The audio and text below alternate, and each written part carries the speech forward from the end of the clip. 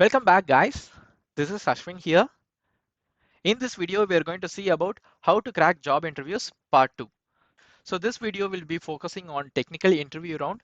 So we will see what all the things are needed for the technical interview. So the technical interview can be a one-on-one or two-on-one face-to-face interview. So 80% of the time it will be one-on-one interview. One person will be interviewing you, or some other times for some other companies, they'll be having 2 to 3 people sitting in front of you asking questions one by one. Like that, it will go on. So don't panic. It is almost similar to one-on-one interview only. They will just ask questions one by one. Only the thing is, it will be of various format. If you are interviewing with only one person, means they'll be asking only related questions. If the person is concentrated on data structure, means the whole round will be concentrated on data structures alone. If multiple persons are there, means the questions can be in any domain. So there is both good and bad in this, because if you don't know that topic, means you can go to the next topic.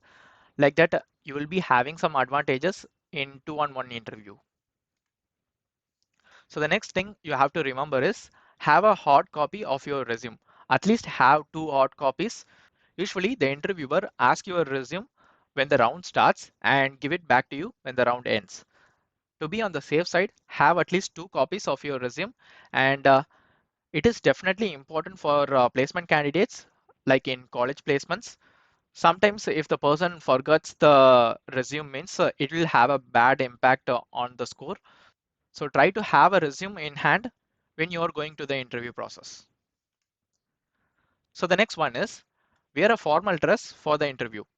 So nowadays it's not like a formal dress. It can be anything that is comfortable to you. You should not wear too much accessories and all, like to show off something like that. Have a decent look, like trim your beard and cut your hair. Have a comfortable dress to wear. Usually in the top tier 1 companies, they don't mind about this dress code. Even if you wear some t-shirts or jeans, it is no problem to them.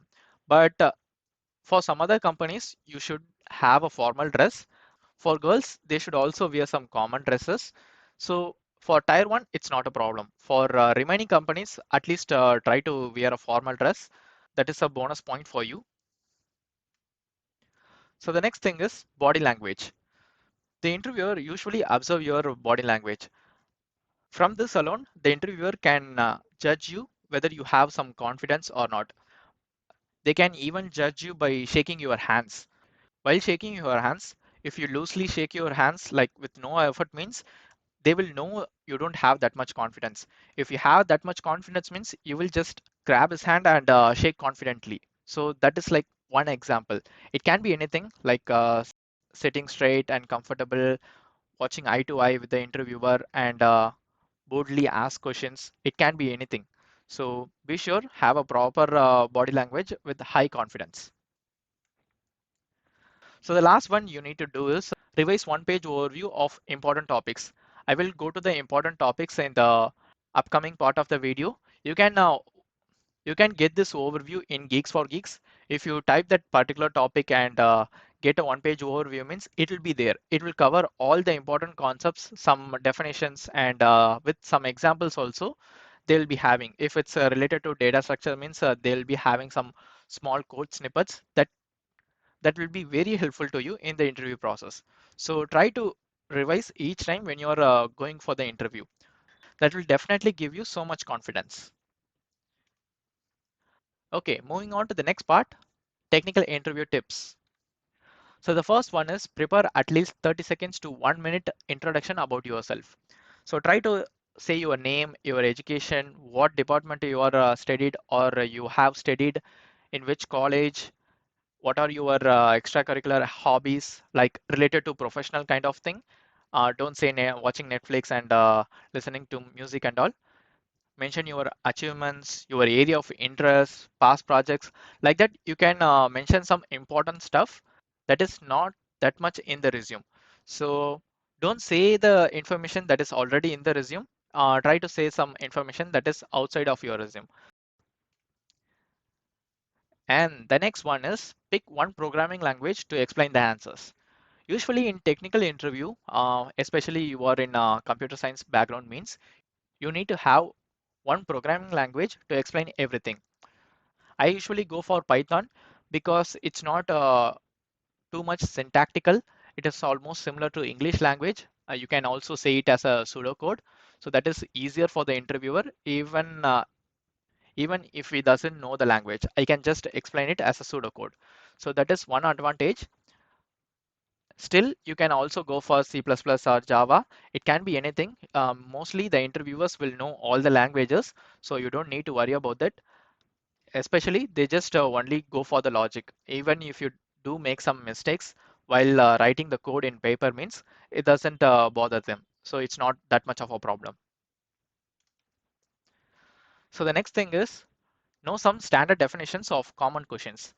Usually they will just ask like what is the difference between C and C++ and what is the advantage of this particular technology, like that they will ask some standard questions. You can review some standard questions in some websites. It doesn't matter. Usually they will have at least 2 to 3 questions in common. So try to know some definitions before going to the interview. That will definitely speed up your process and you don't need to stuck in between while answering the questions. So the next thing is be ready with 2 to 3 past projects with complete understanding. You may done some more than 5 projects. It doesn't matter. Just try to concentrate on the top 3 projects you have done in the past. And if you don't have projects means try to at least do one, because projects have a huge impact in the interview process. If you don't have projects means they will just grind you in the basics. It will be so much difficult if they only concentrate on the basic, because they have so much experience than yourself. So try to have some past projects. If you have some past projects means they will just usually ask some advantages and disadvantages and how you are going to overcome this. Like that, they will just ask some standard questions. You can easily answer those questions instead of answering some core topics. So try to have at least 2 projects minimum. The next one is manage your time effectively. So usually the technical interview can go about 30 minutes to 1 hour. Sometimes it may go to 2 hours. That depends on the company. But if you have some time constraint means don't just stick to a single problem. If you are stuck at some problem means just tell the interviewer you don't really understand this problem or ask for him to help a little bit. Like that, you can just move on to the next phase instead of just thinking all alone, just sitting still. So that is a bad habit. So try to manage your time effectively during the interview. So the next tip is ask clarifying questions before thinking about the solution. Usually people just jump into the solution when they just given a single line statement of the particular question.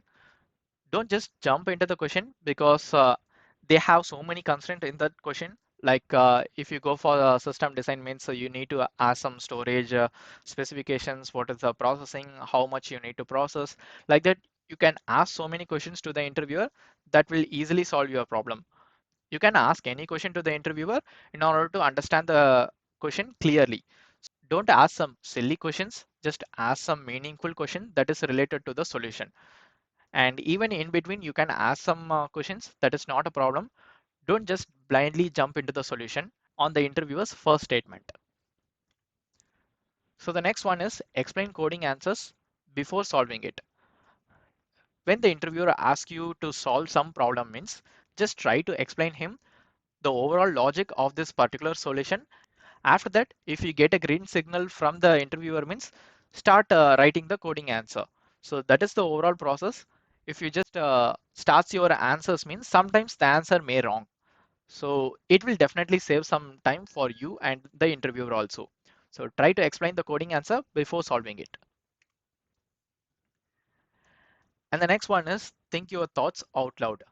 Usually people will think by themselves, but it'll be so much boring for the interviewer, right? Imagine you are the interviewer. How would you think of the person doesn't speak so long, like 10 minutes? He just think for 10 minutes to solve the problem. That is fine. Thinking is fine, but try to think out loud. Like I can do this in this particular way. Oh, okay, I can go for this particular way also. Like that, if you think your thoughts out loud means the interviewer can also observe, okay, you are thinking in this particular logic. They can observe your logical ability. That is a major tip for you. And if you are stuck at some problem means just ask for help. Don't hesitate to ask for anything with the interviewer. He is also just a person. He will definitely help you when you are stuck at some problem. You can expect some hints from the interviewer also. If you capture that hint and you are able to solve the problem means you will definitely get higher points because you are able to understand the hint and able to solve the problem means you definitely have some logical thinking. That is how the interviewer interprets about you. So don't hesitate to ask for help. And the last step is ask some genuine questions to your interviewer at the end. Usually, the interviewer will ask you, like, if you have any questions for me, you can ask now. Like that, he will ask. Try to ask some genuine questions. Don't ask, like, how I have done this interview. It is so simple, right? Just ask about themselves. Like, what is the role you are working in that particular company? How the company is going? And what are the tech stack you are building up? Like that, you can ask some interesting questions that is related to the interviewer, not about yourself. So it can be anything. You can ask any genuine questions. Try to be more casual in these questions. And lastly, we are going to cover the major important core topics that will be asked in the technical interview. So the first one is data structure. It is like a fundamentals of everything. If you don't have any knowledge about data structure means they won't proceed with any other thing because you need to have some solid foundation on data structure. I'm just focusing on IT domain. If you are in some other domain and going for IT means you need to have a basic understanding about this particular topic. And the next one is algorithms. Algorithms will be on top of data structures. If you know the basics of data structure means you can also build some algorithms on top of that. So there are so many different algorithms you can use. So you can learn some simple algorithms and try to able to solve the problem when the interviewer asks. So these two are the most important ones. So the third one is DBMS. Generally in any tech company, they will ask questions in DBMS because in this field, we are only consuming data. So to manage the data, database management system is very important. So try to have some common knowledge about building the database and executing the queries and all. So that will be definitely helpful. And the next topic is networking. So computer networks is also an important topic. Usually the top three topics will be asked in the majority of the interview. I'm saying about 70%. Remaining 30% only they will be asking about networks if the company is related to that. It will be some basic questions about server client like that. So try to have some common knowledge and know some important topics on this particular topic. Lastly, operating system. So this is like a least asked question. Usually people will concentrate on the top four because that is like a majority coverage. Sometimes they may ask from operating system because we are using it in a day-to-day basis. So try to have some basic knowledge in Linux and Windows. Especially in Linux, try to know some commands like ls or change directory.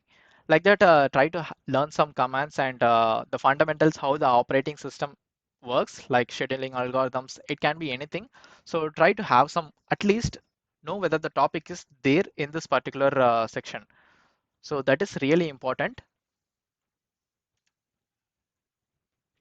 And lastly, if you specify some domains in the resume means they will be asking in this particular domains in the majority time of the interview.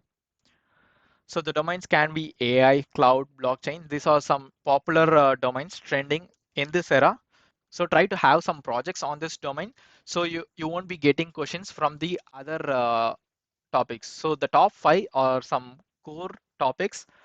So they'll be grinding some basics from these particular topics. If you have some domain knowledge means in that particular project, you can expect some easy questions from the interviewer. Sometimes the interviewer may be good at AI, but you are build some project in cloud means he will be asking some basic questions. So that is really an advantage for you. Even I included some AI project in my resume. I attended an interview like 40 minutes. Out of 40 minutes, 20 minutes are related to projects alone. So I'm just explaining the projects and explaining the advantages and disadvantages and how I overcome this particular scenario. Like that, I just spent all the time on explanation itself. I didn't answering so many questions on the core topics. That is also another advantage you can have when you have some domain knowledge. And that's it, guys. These are the tips for your technical interview. And the next video is about HR interview. That will be the last video to cracking the job interview. If you like this video, hit the like button and don't forget to subscribe the channel for more interesting videos. Stay tuned for the next video.